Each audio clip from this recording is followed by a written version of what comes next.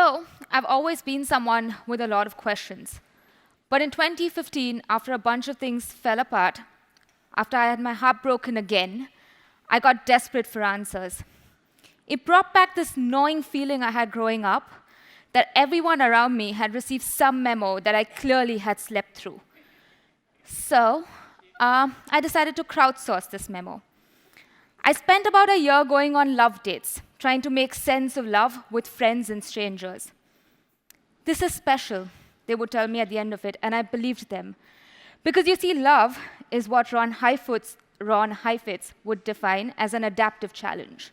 It doesn't have clear solutions. It doesn't have clear choices. It's volatile, unpredictable, fluid, ambiguous, and changes by circumstances. In other words, despite all my attempts, there are no real answers to it. And trying to work with that was the source of intimacy and connection. The stories we shared, that was profound and precious.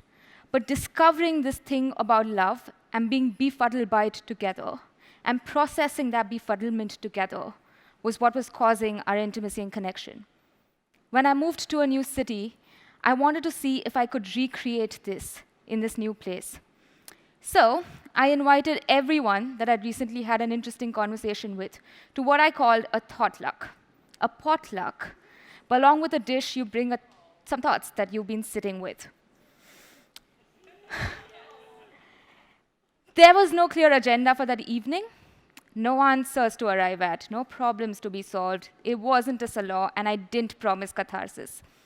The idea was to have a safe, brave, nourishing space for intimate, meaningful connection. And it somehow worked. If I had to describe it to you, I would say it was a little bit like going window shopping for insights with your friends to see if they fit, with no pressure to buy anything. But it also felt like connecting with a stranger on a train, and as you tell your story, rediscovering yourself through it. So I began doing these every month, and a participant used to call this her monthly liminal space. For the last 2 years, I've been experimenting with designing tools and spaces that do more of such collective sense-making work, which I'll explain in just a minute. What I'm going to share today is some of the things that I've learned in the process. It can mostly be summarized in these 3 formulae, which I'm going to break down for you. Right? 3 main things. How do we use stories as sites for discovery? How do questions without answers help through this process? And how do we create collective sense-making dialogue to process this, to create developmental communities? Let's start with what we all know, right? Being seen through our stories makes us feel safe. Stories are how we make our inner lives visible, the currency for connection.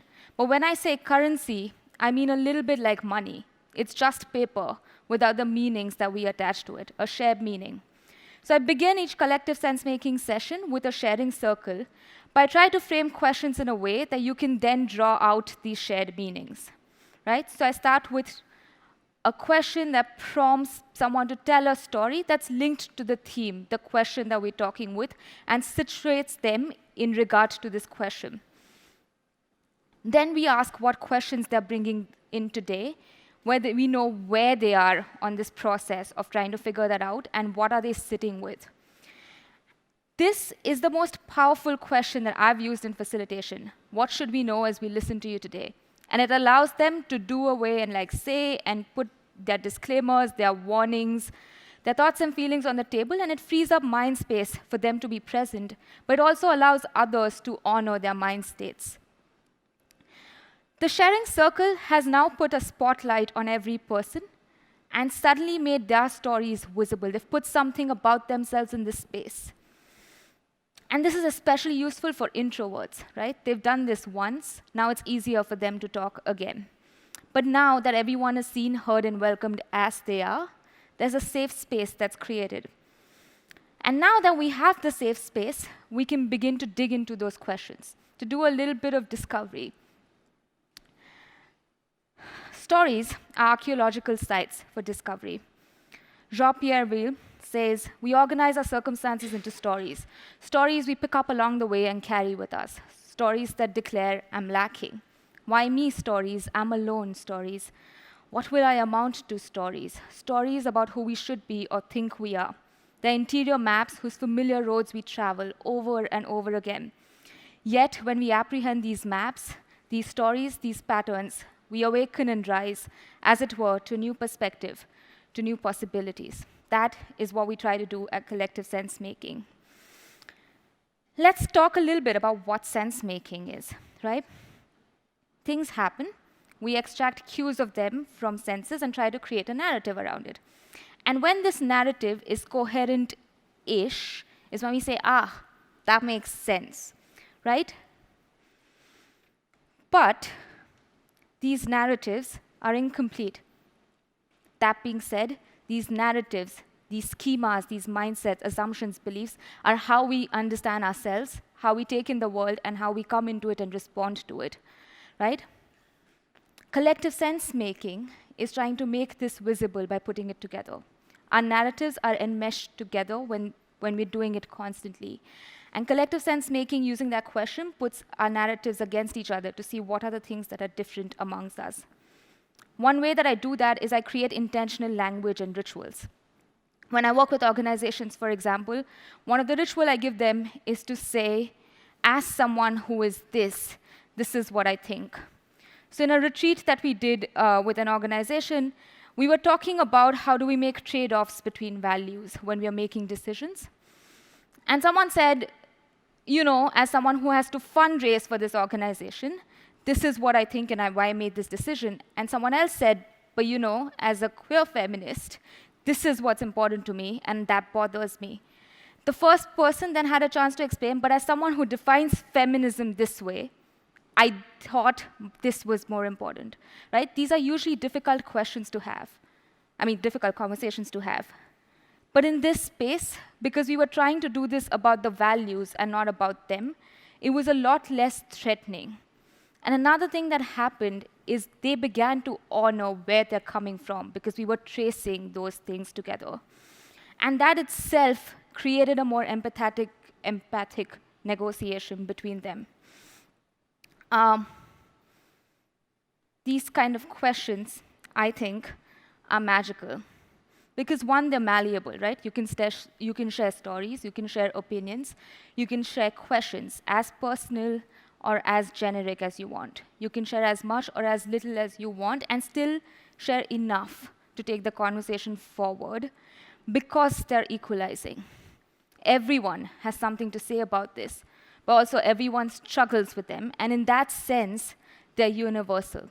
But also, because these questions don't have conclusions, there's no pressure to be right or wrong. And hence, they're always fertile, right? There's always something to learn from these. As we go about our lives making decisions, we're constantly asking these kind of questions. But because we're constantly lacking time, out of convenience, we pick our default responses, make decisions, and these questions that we haven't resolved yet, we scribble them on little Post-its and save them for our later folder. But these questions keep showing up all the time. And often, with our fear to not acknowledge that we don't have these answers, we become more committed to the unconsidered answers. That buildup of these Post-its can cause harm. What collective sense-making does is it puts these Post-its down, and we help each other organize them. And through that, we sometimes find missing pieces in each other's Post-its. The way that we do that is through a certain kind of dialogue. This looks a lot like dialogue, but we pay more attention to the process of sense-making rather than the question itself. I'm a student of adult development.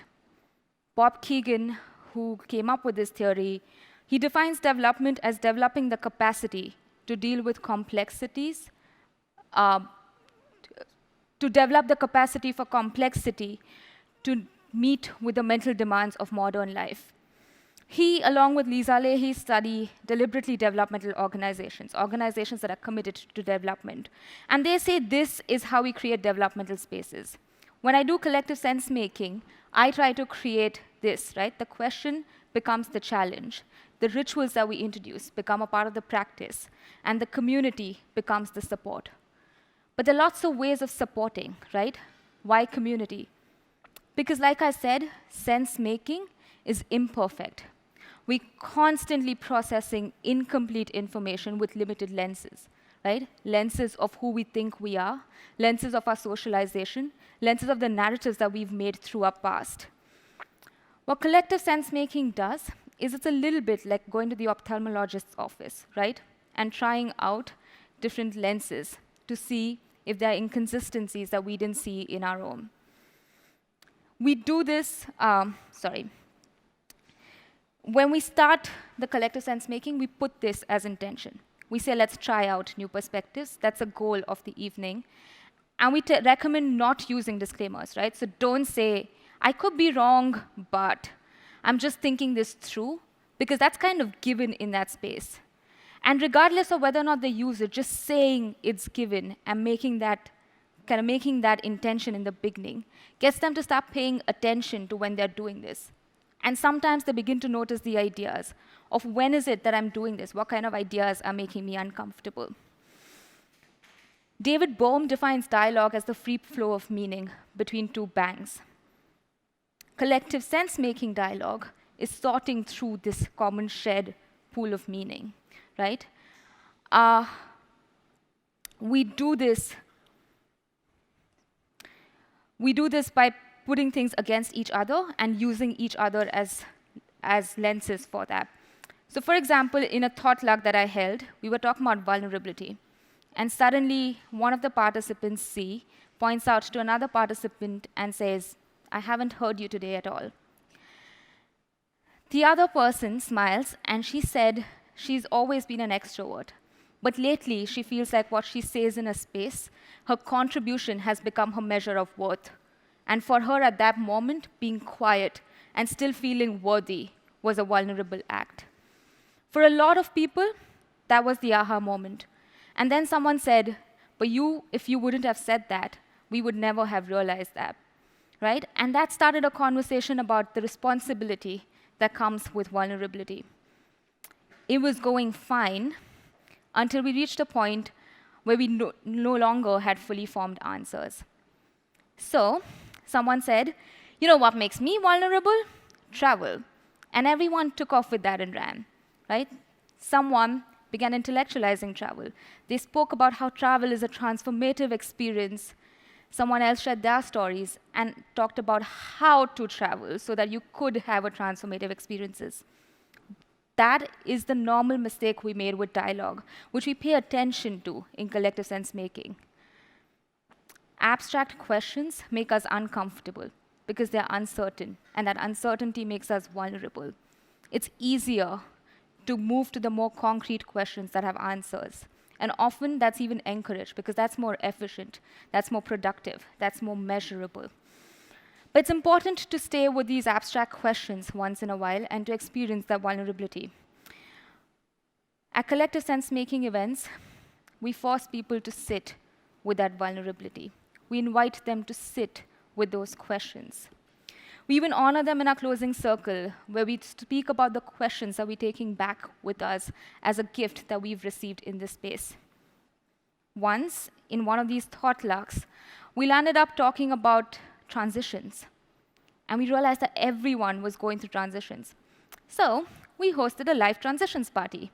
We spent some time processing our transitions individually, having small group conversations, and then got into a circle to talk about uncertainty and everything that that brought out. And then we popped some champagne to celebrate wherever we were in those transitions. Let me give you one last point about this. Storytelling is powerful, but sometimes this can be performative.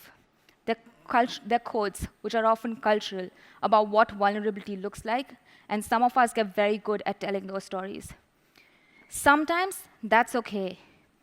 But in collective sense-making spaces, we push them to sit with the unpredictable, to sit with not having those answers, to sit with the discomfort. And that often becomes the source of profound intimacy that people find in these spaces. Let me leave you with this. I've been searching for that life memo for a very long time now. Haven't met anyone yet who's found it. Maybe it got lost in the spam folder. But maybe, just maybe, we're supposed to write this memo together. Maybe the purpose of communities is to create a library of perspective, a library of wisdom for us to borrow from. Maybe, actually no, this I know for sure, is this process brings communities together. But here's another thought that I have with it. That wonder-filled doubt that the questions without answers allow us to sit with, there's something very powerful that happens with them. And it's possible that in a culture that is constantly telling us to be more sure of things, that is constantly telling us to know more, that wonder-filled doubt is what could that could bridge differences that come from being that sure. That's all I have. Thank you.